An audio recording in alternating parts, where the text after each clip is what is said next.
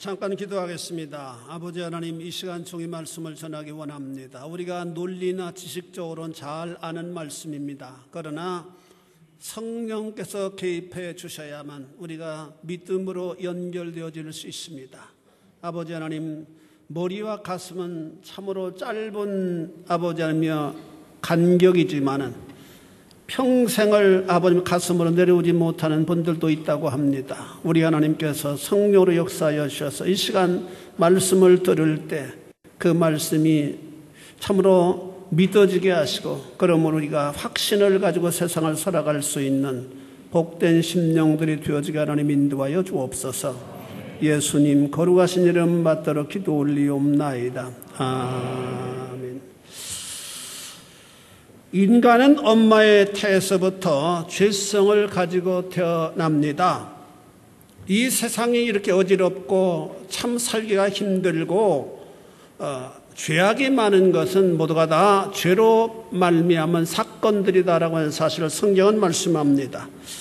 죄성을 가지고 태어나기 때문에 성장해 가면서부터 그 죄성은 더욱더 발전하고 확장되어져 갑니다. 그래서 사람은 자신의 의지와는 다르게 성장해 감에 따라 더욱더 죄의 늪에 깊이 빠져버리게 되어진다라고 하는 사실입니다. 그래서 많이 공부하고 또 많이 아주 노숙한 사람같이 겉으로는 치장되어지지만은 내용적으로는 전혀 달라지는 것이 없게 되어진다라고 하는 사실입니다. 그렇기 때문에 요즘 우리가 보통 하이 칼라들의 범죄가 얼마나 많은가라고 하는 사실을 통해서 우리 내면은 전혀 변함이 없는 죄 속에 계속 우리는 살아갈 수밖에 없는 존재다라고 하는 사실을 우리가 사회가 돌아가는 모습을 통해서 교훈받게 되어진다라고 하는 사실입니다. 고로 결국 죄인으로 삶을 마무리하고 마는 비참한 존재가 바로 우리 인생들이다라고 성경은 가르칩니다. 그런데 이런 숙명적인 죄의 고리를 끊어버린 사람이 있습니다. 그들을 가리켜서 복 있는 사람이다 라고 성경은 선언하고 있습니다. 첫째로 죄의 지독한 실상입니다. 죄싹은 사망이라고 성경은 말씀합니다. 이 땅에서 가장 무서운 것이 있다면 그것은 아마 죽음일 겁니다. 죽음보다 사람을 더 두렵게 하는 것은 아마 없으리라고 생각이 됩니다. 역사상 그 누구도 죽음에 사로잡히지 않는 사람은 아무도 없었습니다. 그래서 바울은 죽음의 종로로 탄다고 간단하게 설명하고 있습니다. 모든 인생들은 죽음의 종로로 탄다. 죽음에 의해서 참으로 꼼짝없는 노예 생활을 살아가다가 마지막에는 죽음에 정복당하는 것이 우리 인생의 모습이라고 하는 사실입니다. 만물이 영장인 인간이 죽음 앞에 이렇게 무력하게 된 이유는 바로 죄 때문이라고 바울은 우리들에게 가르쳐주고 있습니다. 그 죄는 아담과 하와의 잘못으로부터 귀인되어진 유전적 죄다라고 말씀합니다. 그 범죄의 영향력이 계속 유전적으로 흘러내려오고 있기 때문입니다. 요즘은 유전학의 발달로 어떤 병은 유전적으로 전이된다고 하는 사실을 요즘은 찾아냅니다. 그래서 부모님이 혈압이나 당뇨를 앓으셨다면 자녀들이 이런 병을 특히 조심해야만 된다고 합니다. 왜냐하면 부모님이 암이라는 걸로 돌아가시면 그 자녀들은 그 암이나 혈압에 당뇨를 걸릴 확률이 굉장히 높다고 합니다. 보통 사람들보다. 이렇게 병이 유전한 것처럼 죄도 유전한다라고 하는 사실입니다. 우리는 태어날 때부터 부패한 속성을 지니고 태어나는데 그 부패한 속성이 자라감에 따라서 발전하도록 되어 있다. 삶의 모든 부분을 접촉하게 될 때 우리 속에 있는 부패한 속성이 발동하여 우리를 미혹하게 되어진다라고 하는 사실입니다.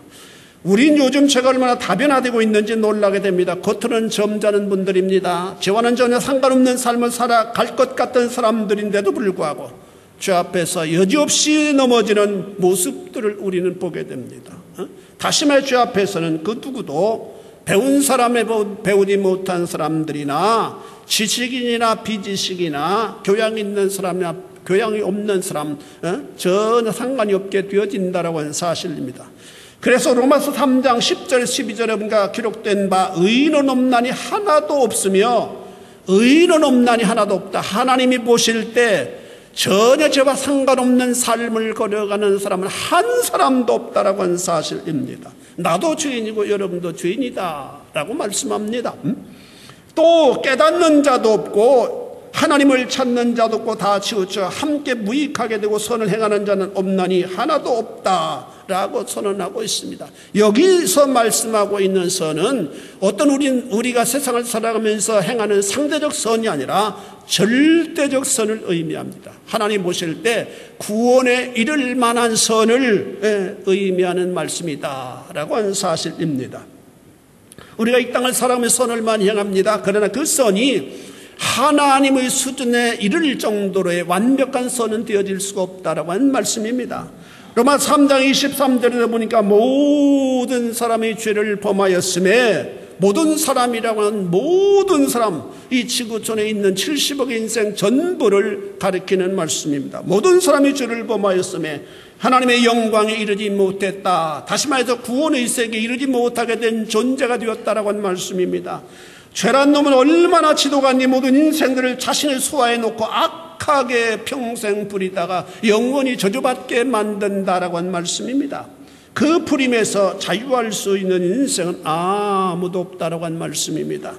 이런 일은 아담과 하와 이후 지금까지 계속되어 온 세상 역사입니다. 이것이 철저한 영적 인간 역사여 정난한 인간 실존의 모습이다라고 말씀합니다. 그런데 우리 주님께서 이 잔인한 죄를 해결하셨다라고 말씀합니다. 죄의 문제는 가장 잔인하고 가장 치열한 존재입니다. 고로 죄의 문제는 어떤 방법으로도 해결될 수 없어요. 하나님께서 이 문제 앞에서 전전근간의 인생을 긍휼히 여기사 죄를 해결할 수 있는 방법을 하나님이 제정하여 주셨습니다. 그것은 범죄한 자마다 흠없는 양이나 소를 하나님께 제물로 드려야 하는 일이라고 말씀합니다.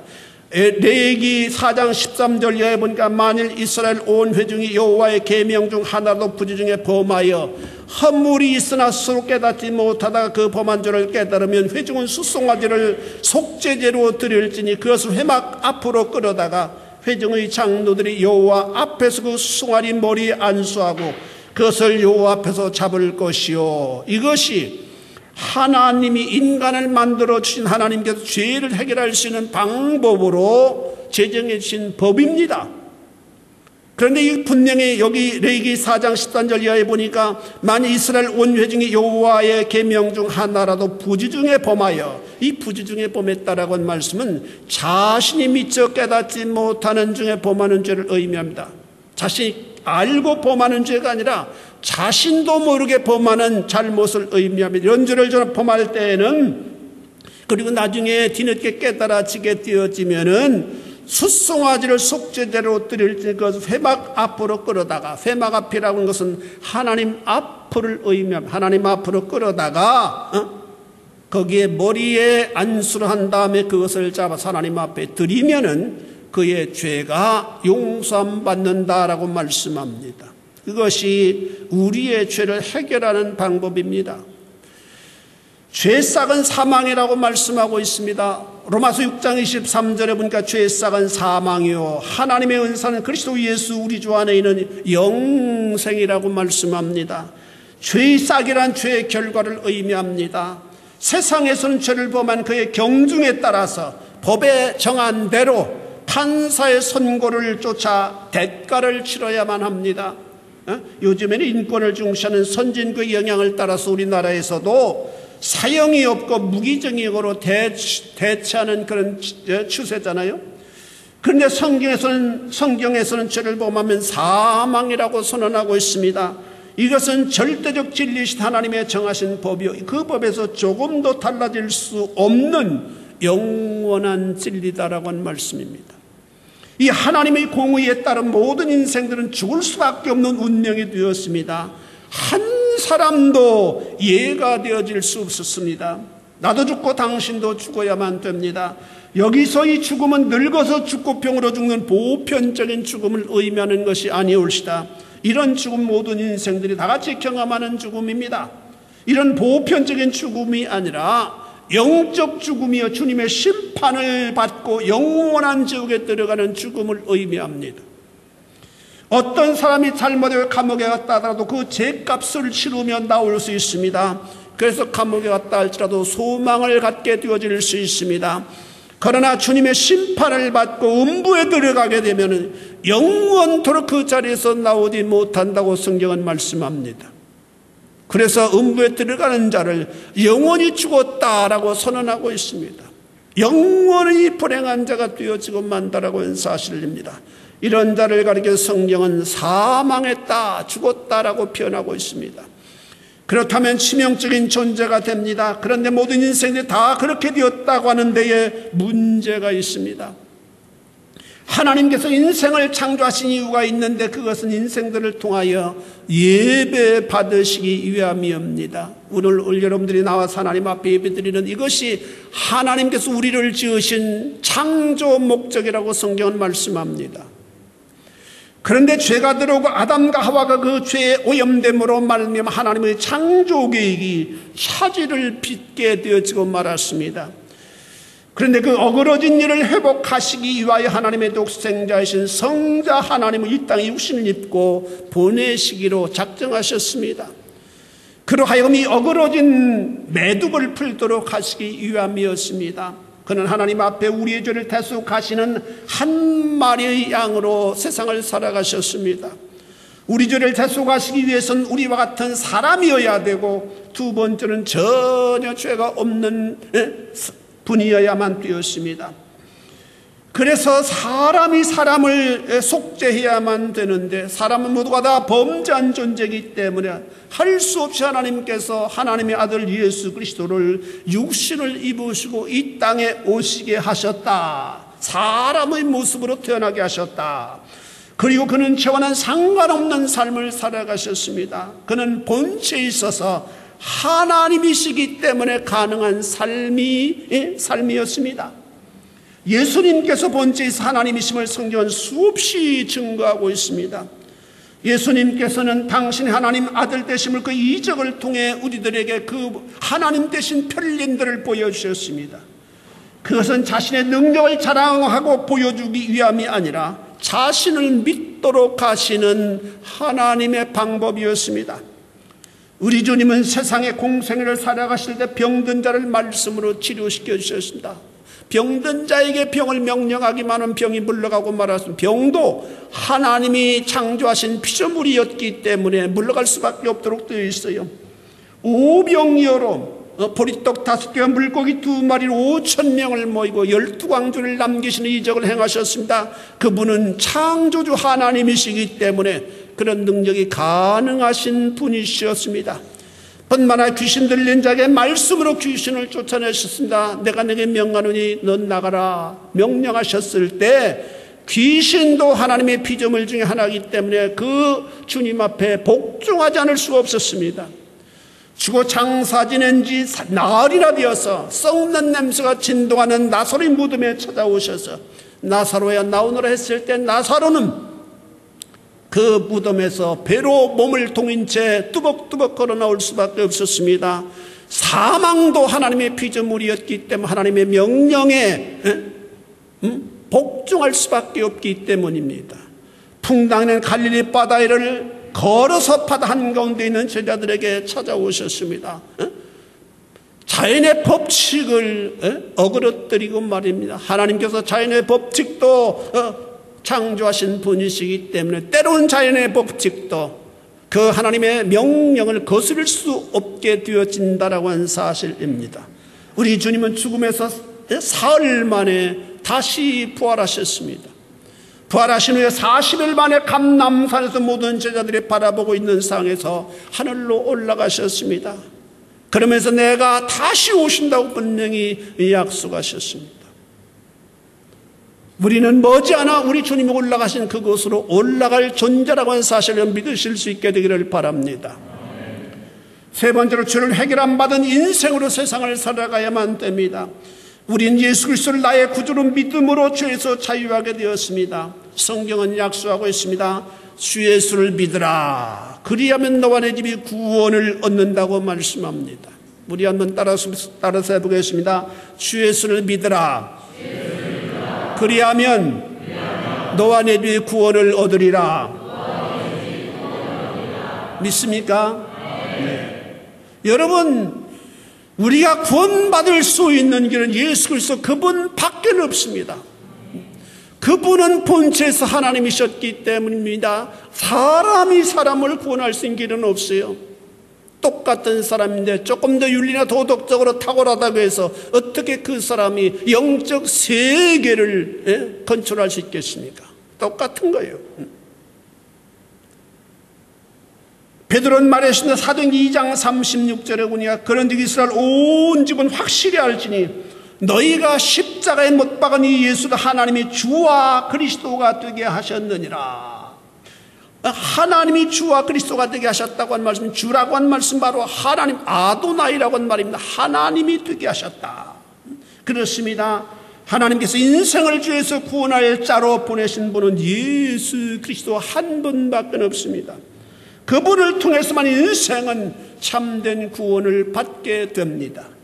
구세주 되신 예수 그리스도를 마음에 믿는 과정을 말씀드린다면 어떻게 그러면 구세주 되신 예수 그리스도를 우리가 마음의 구주로 모실 수 있습니까? 먼저 나는 죄인임을 고백하면 됩니다. 하나님, 나는 죄인임을 고백할 수밖에 없습니다. 여러분, 성경에서 말씀하시는 죄의 카테고리는 여인을 보고 음욕을 품는 자마다 죄 없다 하지 않는다고 말씀하고 있어요. 탐욕을 벌써 마음에 품으면 죄를 범했다고 말씀하고 있는데 그 말씀에 우리가 비추어 볼 때 죄와 상관없다고 자신 있게 말할 수 있는 사람이 어디 있겠습니까?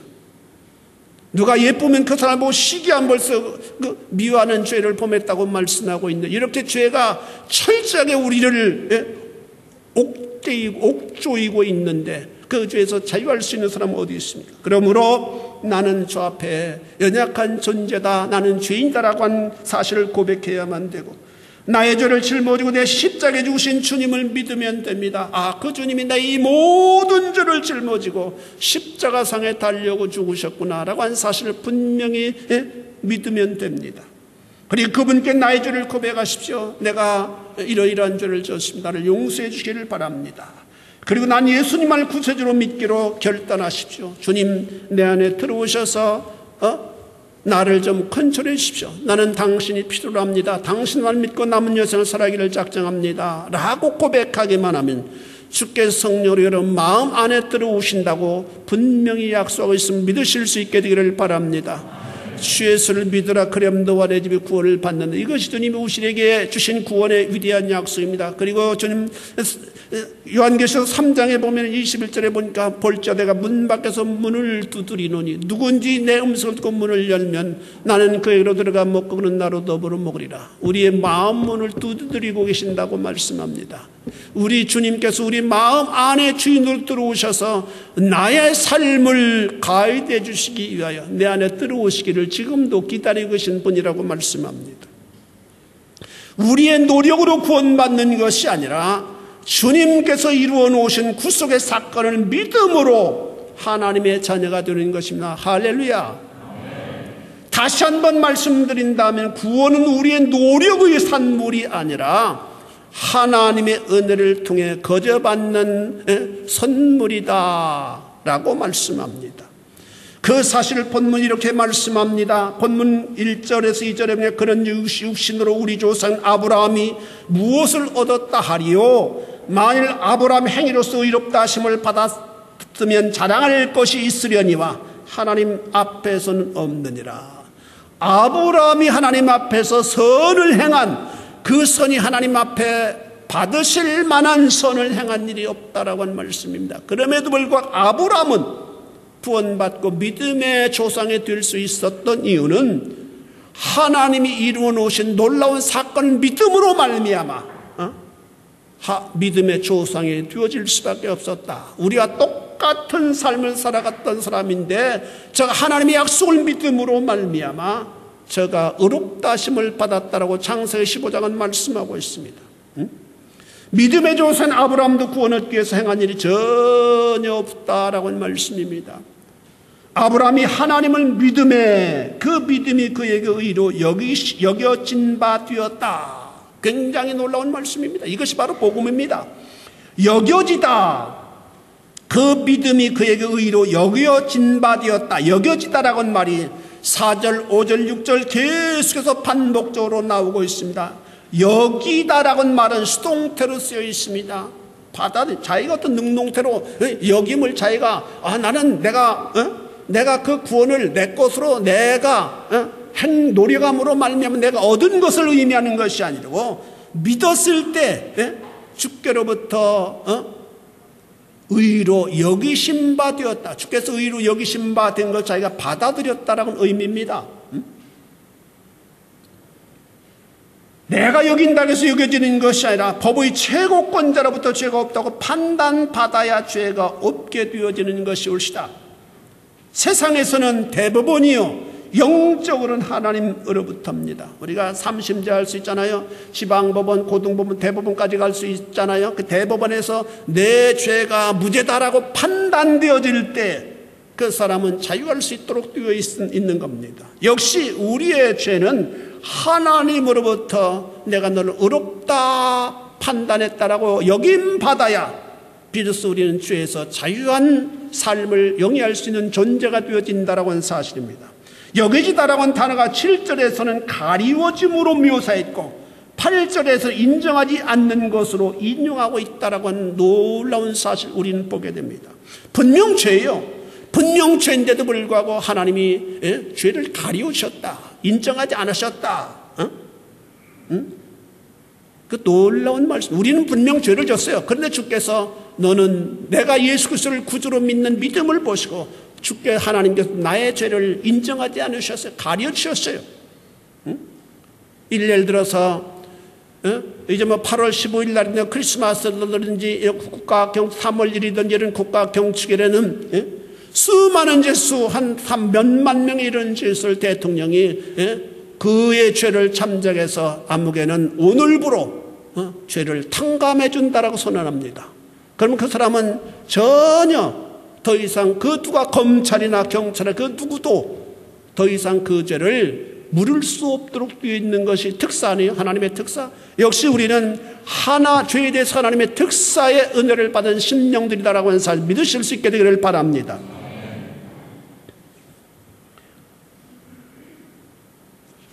누구에게 이런 은혜를 베풉니까? 하나님의 아들 예수 그리스도를 구주로 믿는 사람들에게 이런 은혜를 베풉니다.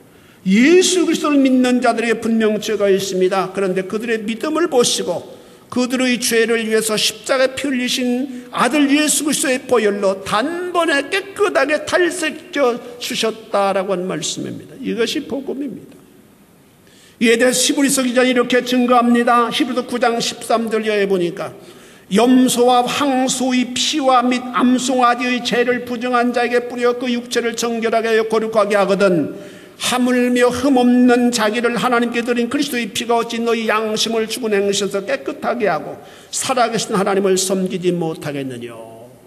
구약에서는 죄를 범할 때마다 송아지가 죽어야만 되었습니다. 아니면 염소가 죽어야만 되었습니다. 그러므로 그 죄가 사함받도록 하나님이 섭리하셨는데 이것은 앞으로 하나님의 아들 예수 그리스도께서 오셔서 우리의 죄를 위해서 십자가에 피 뿌리고 달려 돌아가실 것을 상징하는 하나님의 예표였습니다.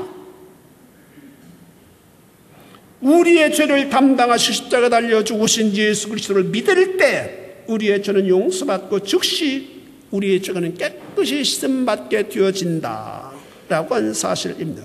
이것은 놀라운 축복입니다.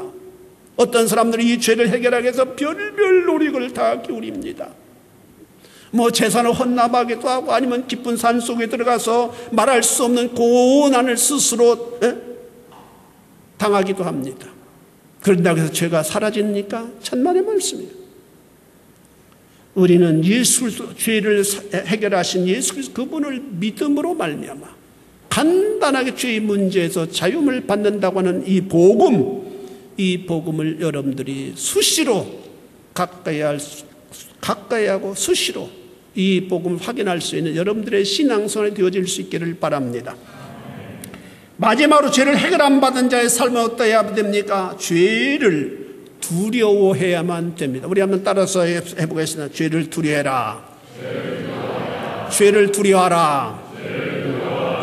성도는 영적으로 용서받은 죄인이라는 의식을 가지고 조심하면서 살아가야만 됩니다.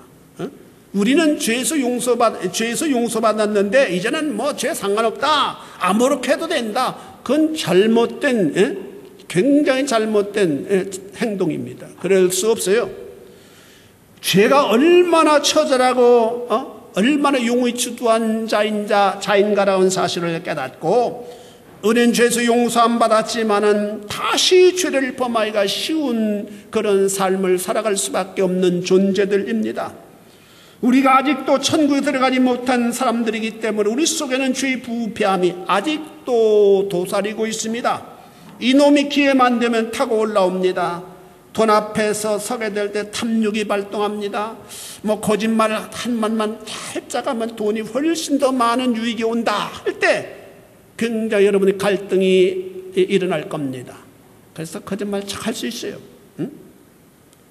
여러분, 원자력 발전소의 납품 부정으로 온 나라가 시끄러운데 그 부정에 연루된 사람들이 얼마나 많은지 모른다고 합니다. 아마 그들 가운데는 많은 크리스천이라고 하는 사람들도 아마 포함되어 있을 것이라고 나는 생각합니다. 믿음이 연약하면 넘어갈 수밖에 없도록 되어 있어요.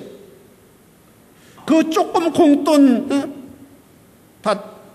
공돈 때문에 그 평생 직장, 그 좋은 직장을 관둬야 될 그 아픔을 얼마나 많은 사람들이 겪어야만 될까.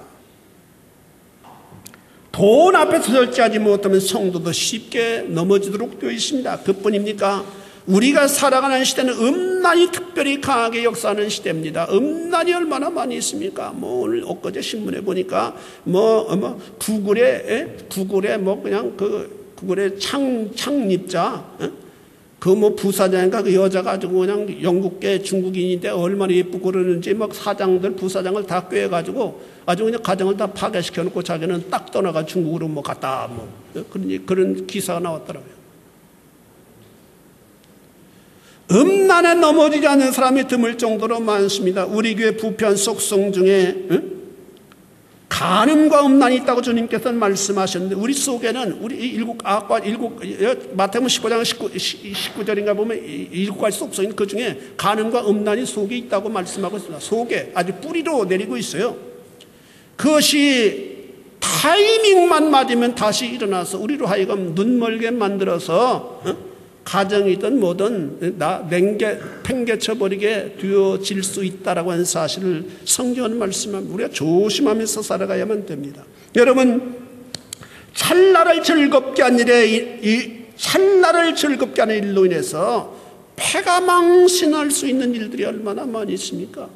지난번에 법무부 장관으로 내정된 사람이 말이죠. 뭐 뒤가 어떻게 잘못된 그런 여자 관계 때문에 거기서 탈락되고 지금 법무부 장관도 뭐 사생아가 있다가 신문에 계속 일어나는데 사실인지는 모르겠지만은 그런 것들 때문에 하루아침에 그 신문에 남의 그 가족과 부인이나 그 자녀들이 그 마음이 얼마나 상처를 받을 수 있을까? 특별히 이런 일로 특별히 뭐 남자들이 더 유혹을 잘 받으니까 조심을 해야만 됩니다. 남자들이 항상 두렵고 떨림으로 너희 구원을 이루라고 성경은 말씀합니다. 우리에게 베푸신 구원은 너무나 값지고 고귀한 것임을 알아서 경건함으로 이 구원함에 이르는 믿음을 지켜나가는 삶을 살아가야만 합니다. 은혜 주심을 감사해야만 됩니다. 인생은 세상에서 큰 은혜를 입을 때 그만큼 감사를 하면서 살아가는 자가 되어지도록 그렇게 이 세상의 문화는 우리들에게 기원을 합니다. 우리가 이 세상에서 받은 은혜는 상상할 수 없이 큰 것입니다. 우린 그 은혜를 감사하면서 살아가야만 합니다. 이제부터는 하나님 보시기에 합당한 삶을 살아가야만 합니다. 나 같은 자를 구원하여 주셨기 때문입니다. 저는 지금까지 삶을 쭉 살아오면서 삶을 되돌아볼 때 정말로 내가 하나님 앞에 감사한 것은 내가 중학교 때 주님을 영접했다고 하는 것, 나 같은 자에게 주님이 찾아오셨다고 하는 사실, 그 하나가 얼마나 감격스러운지 몰라요. 최고의 감사의 조건이 되어지는 것 같아요. 미국에서 수혈의 잘못으로 에이즈에 걸린 학생이 있었습니다. 18살에 죽었어요. 그가 막 신문상에 막 그 사람을 대서특필했기 때문에 대통령도 문병 그 병원에 왔고, 뭐 유명한 그 부동산 트럼프인가 그 사람도 가서 선물 한 보따리 안겨주고, 뭐 아주 그냥 그 매스컴에서 굉장히 그 사람을 픽업을 크로즈업 시켰는데, 죽기 전에 아버지가 더 이상 어떤 선물을 줄 수 없음을 내가 용서해라. 더 이상 무슨 방법을 해도 그 아이는 죽으니까, 그렇게 아버지가 그 아이에게, 그 18살 먹은 소년에게 얘기했더니 그 손이 그렇게 얘기를 했답니다. 아버지, 걱정하지 마십시오. 아버지가 나에게 주신 선물이 얼마나 위대한 선물인지 모릅니까? 아버지는 저에게 그 어떤 선물보다도 가장 좋은 선물인 예수님을 저에게 주셨지 않습니까? 나는 구원받습니다. 우리가 언젠가는 아버님 뵙지 않겠으며 그곳에서 그 기막힌 고백을 하고 죽었다고 합니다. 그래서 미국 전 국민들이 그 보도를 읽고 가슴을 아프고 눈물을 흘렸다고 하는 그 기사를 제가 읽어보았습니다. 여러분, 우리에게는 예수 그리스도가 계십니다. 믿으실 축원합니다. 우리에게는 예수 그리스도께서 온 세상을 정복하신 예수 그리스도, 내가 세상을 이겼다고 말씀하고 있습니다. 그분이 내게 계시는 한, 우리 앞길에는 어떤 장애가 있다 해서 우리는 능히 극복할 수 있는 존재들이라고 하는 사실 믿으실 수 있게 되기를 바랍니다. 우리는 세상을 이길 수 있어요. 왜? 주님이 세상을 이기신 분이시기 때문에. 우리는 그 주님을 앞세우고 세상을 걸어가는 존재들이기 때문에. 사랑하는 성도 여러분, 이 시간 우리는 복 있는 사람에 대해서 은혜를 나누었습니다. 이 땅에는 복 있는 사람들이 헤일 수 없이 많습니다. 그러나 진정한 의미에서 이 복은 영원한 복이요 변하지 않는 생명의 복이 진정한 복입니다. 이 세상에서 누리는 것은 금방 변하고 또 사라지는 복입니다. 그새 성경은 참된 복이라고 말씀하고 있지 않습니다. 참된 복은 영원한 생명에 관계되는 복이어야만 참된 복입니다. 우리는 값없이 복을 받았습니다. 죄를 씻음 받았고 하나님의 자녀가 되어질 수 있었습니다. 그렇다면 이 복 주심을 감사하고 이 복에 걸맞는 삶을 살아가는 성도 여러분들이 되어져야만 되겠습니다. 이런 은혜가 여러분들과 동행하실 수 있게 되기를 주의 이름으로 축원해 드립니다. 기도하시겠습니다.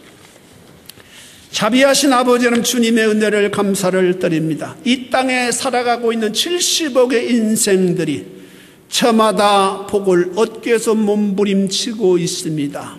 아버지 하나님, 그러나 정말로 인생들이 얻어야 될 복은 예수 그리스도를 통한 영원한 복이라고 하는 사실을 아버지 모든 인생들이 깨닫게 하나님 인도하여 주셔서 먼저 저들이 예수 그리스도를 아버지 구주로 모셔드림으로 말미암아 아버지의 영원한 복, 죄에서 자유하는 복, 죄의 문제를 해결하는 복을 받는 심령들이 되어질 수 있도록 주님 축복하여 주옵소서. 아직도 이 복을 받지 못한 성도들이 있다면 아버지 마음을 열고 오늘 주신 말씀을 마음에 받아들이고 깊이 믿음으로 말미암아 이 복을 받게 하시고, 이 복을 받은 심령들은 아버지여 죄에서 용서함 받았사오니 다시는 죄에 넘어지지 않도록 조심하며 죄를 이기며 세상을 살아가는 복된 심령들이 되어질 수 있도록 주님 축복하여 주옵소서. 예수님 거룩하신 이름 받들어 기도 올리옵나이다. 아멘.